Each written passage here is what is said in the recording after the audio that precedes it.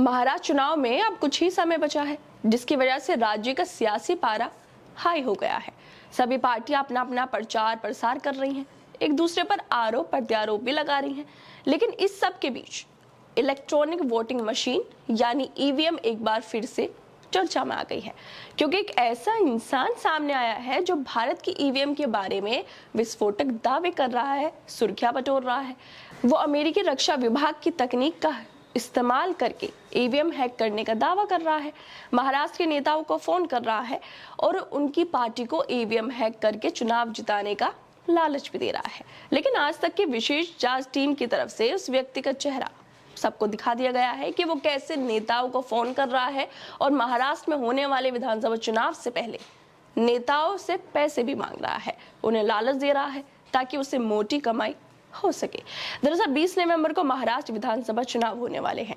उससे पहले ही तकनीक का इस्तेमाल करके ईवीएम हैक करने का दावा करने वाले सैयद शुजा महाविकास अघाड़ी के एक वरिष्ठ सांसद से संपर्क करते हैं और इस घटना के बारे में सांसद ने आज तक की टीम से बातचीत भी की थी, जिसके बाद शुरू हुई पूरी कहानी। आज तक की विशेष जांच टीम ने सांसद के निजी सहायक के तौर पर खुद को साइबर विशेषज्ञ बताने वाले सैयद शुजा से संपर्क किया था और उसके दावों की जांच पड़ताल की। पड़ताल में ये बात भी सामने आई कि ये वही शख्स है जिसने कुछ सालों पहले दावा भी किया था कि सरकार ईवीएम के जरिए चुनाव प्रभावित कर रही है। उन्होंने ये भी आरोप लगाया था कि 2014 के लोकसभा चुनाव में भाजपा के पक्ष में वोटिंग करवाने के लिए मशीनों में हेराफेरी की गई थी। मतलब सैयद शुजा जो बोल रहा है कि वो ईवीएम हैक कर सकता है, उसने ये भी आरोप लगाए कि 2014 के लोकसभा चुनावों में भाजपा के लिए वोटिंग करवाने के लिए ईवीएम के साथ छेड़छाड़ की गई थी। मगर अब खुद सैयद शुजा कह रहा है कि वो महाराष्ट्र चुनावों से पहले ईवीएम को हैक करके एमवीए गठबंधन को चुनाव में जीतने में मदद कर सकता है। आज तक की बातचीत में सैयद शुजा ये भी कह रहा है कि उसे इस काम के लिए 6 मिलियन अमेरिकी डॉलर देने होंगे। मतलब उसे 53 करोड़ दो और वो 63 सीटों की ईवीएम हैक कर देगा।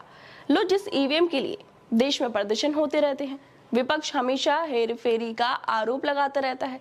लगातार चुनाव आयोग से बोला जाता रहा है कि ईवीएम हैक हो सकती है, इसकी जांच कराई जाए, लेकिन फिर भी इसकी कोई जांच नहीं होती है। लेकिन अब चुनाव से पहले सैयद शुजा की तरफ से इस तरह के दावे करना, इससे फिर एक बार ईवीएम पर सवाल उठते हैं कि क्या ईवीएम हैक हो सकती है।